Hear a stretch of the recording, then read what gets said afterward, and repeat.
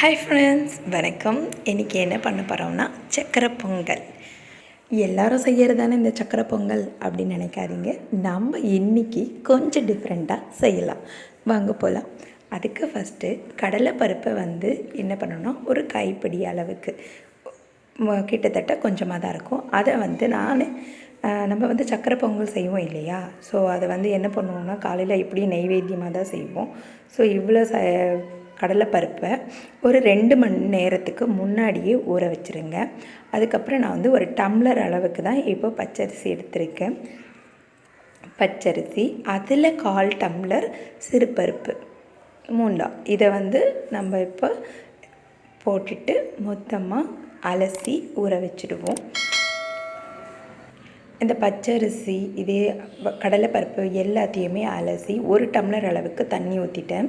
இப்போ 1 டம்ளர் என்ன பண்ண போகிறோன்னா பால் சேர்க்க போகிறோம். இது ஏற்கனவே காய்ச்சி ஆறின பால் தான் நான் சேர்க்குறேன். ஸோ 1 டம்ளர் அரிசி எடுத்துருக்கோம் இல்லையா? ஸோ 2 டம்ளர் தண்ணி. ஸோ நான் என்ன பண்ணுவேன்னா 2 டம்ளர் கரெக்டாக வைக்க மாட்டேன். பொங்கல் செஞ்சால் 2.5 இல்லைன்னா 3 டம்ளர் வைக்கணும்.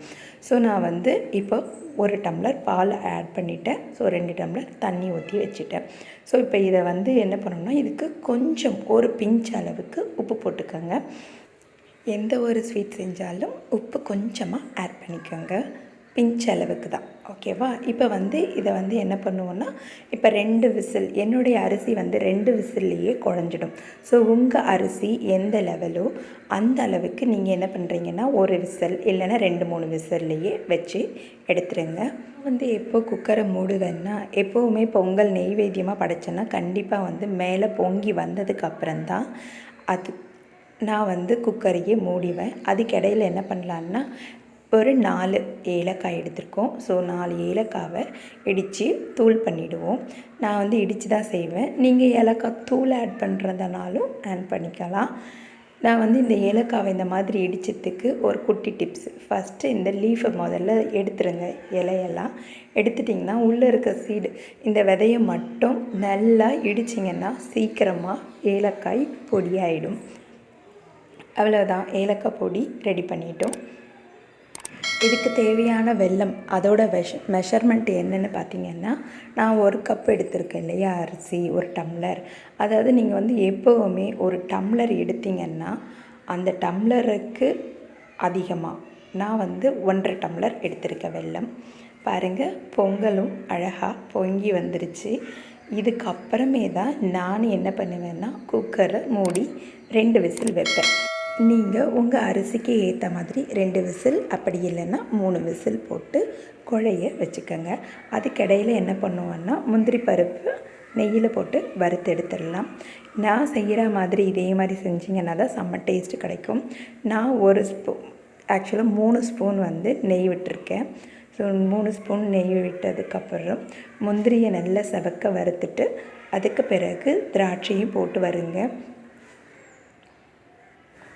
முந்திரி இப்போது நல்லா செவந்துருச்சு. அதுக்கப்புறமே திராட்சையையும் ஆட் பண்ணி செவக்க வறுத்துறங்க. எதுவுமே கருக விட்டுறாதீங்க, பொன்னிறமாக நெய்யில் வறுத்துடலாம்.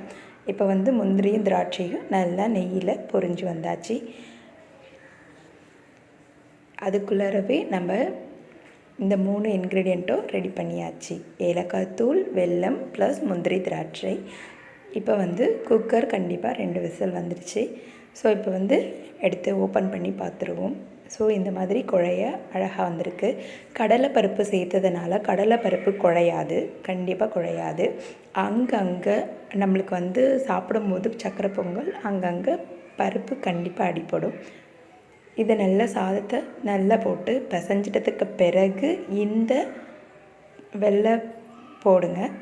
ஏன்னா சாதம் நல்லா குழஞ்சதுக்கப்புறம்தான், இந்த சாதமும் பருப்பும் குழஞ்சதுக்கப்புறம்தான் வெல்லத்தை போட்டிங்கன்னா செம்மையான டேஸ்ட்டு, அதாவது சாதம் குழையாமல் கிடைக்காது, செம்ம டேஸ்ட் கிடைக்கும்.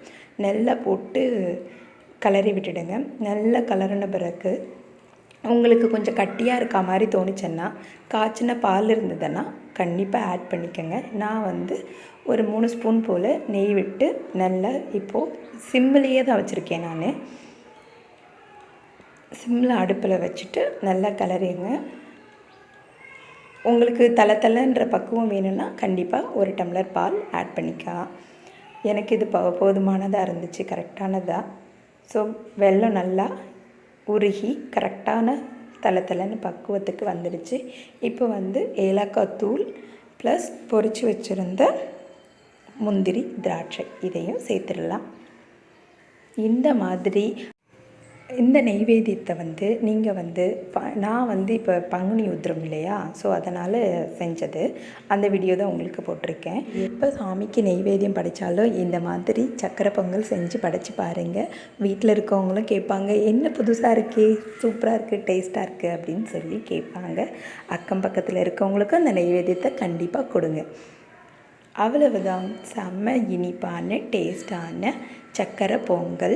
நாங்கள் வந்து என்ன பண்ணியிருந்தோன்னா, இன்றைக்கி பங்குனி உத்திரம் இல்லையா, ஸோ பூஜைக்கு இன்றைக்கி நெய்வேத்தியமாக இந்த சக்கரை பொங்கலை தான் படைச்சிருந்தோம். நீங்களுமே உங்கள் வீட்டில் இந்த நெய்வேத்தியத்தை செஞ்சுட்டு கண்டிப்பாக கமெண்ட் பண்ணுங்கள். இந்த வீடியோ உங்களுக்கு பிடிச்சிருந்தா மறக்காமல் உங்கள் ஃப்ரெண்ட்ஸுக்கு ஷேர் பண்ணுங்கள், லைக் பண்ணுங்கள், கமெண்ட் பண்ணுங்கள். எங்கள் சேனலை மறக்காமல் சப்ஸ்கிரைப் பண்ணுங்கள். தேங்க்யூ.